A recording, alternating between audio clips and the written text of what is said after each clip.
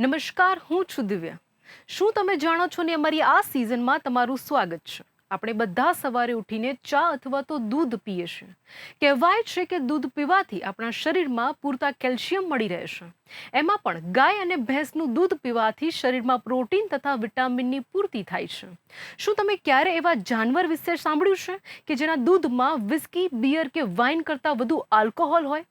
જી હા, આલ્કોહોલ. તમે સાચું સાંભળ્યું. એવું એક એનિમલ છે જેના દૂધમાં આલ્કોહોલ હોય છે. તમને ખ્યાલ છે? અરે, તમને નથી ખબર?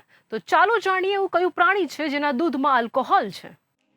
તમે બાળપણમાં ગાય, બકરી અથવા ભેંસનું દૂધ પીધું હશે.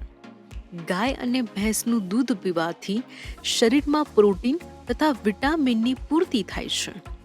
શું તમે ક્યારે એવા જાનવર વિશે સાંભળ્યું છે કે જેના દૂધમાં વિસ્કી, બિયર કે વાઇન કરતાં વધુ આલ્કોહોલ હોય છે?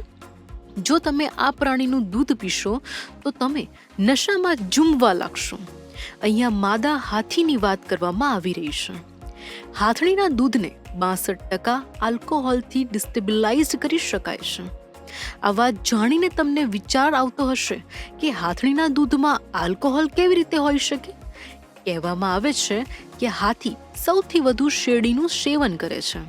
શેરડીમાં વધુ પ્રમાણમાં આલ્કોહોલ બનાવનાર તત્વ રહેલા આ કારણોસર માદા હાથીના દૂધમાં આલ્કોહોલનું પ્રમાણ વધુ હોય છે. રિસર્ચર અનુસાર હાથીના દૂધમાં રહેલ રસાયણો મનુષ્ય માટે જોખમી સાબિત થઈ શકે છે. હાથીના દૂધમાં બીટા કેસીન હોઈ શકે છે. જો કે અગાઉ આ ભૂમિકા માત્ર કેસીન સાથે સંકળાયેલી હતી. રિસર્ચર અનુસાર હાથીનું દૂધ માનવ વપરાશ માટે યોગ્ય નથી.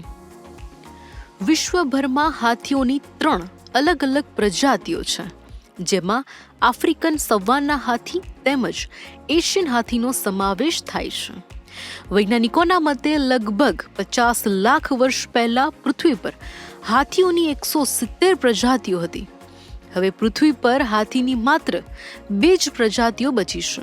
તેમાં હાથી અને લોક્સોડોન્ટાનો સમાવેશ થાય છે. હાથીને દરરોજ લગભગ 150 કિલો ખોરાકની જરૂર પડે છે. આ કારણોસર હાથીઓ દિવસમાં 12 થી 18 કલાક ઘાસ, પાંદડા અને ફળ ખાવામાં પસાર કરે છે. તો શું તમને ખબર હતી કે હાથીના દૂધમાં આલ્કોહોલ હોય છે અને તે આટલું હાર્મફુલ હોય છે? સાથોસાથ તે મનુષ્ય માટે કેટલું નુકસાનકારક પણ હોય છે. આવી જ અવનવી માહિતી સાથે ફરી મળીશું. ત્યાં સુધી જોતા રહો બુલેટિન ઇન્ડિયા, ભરોસો ગુજરાતનો.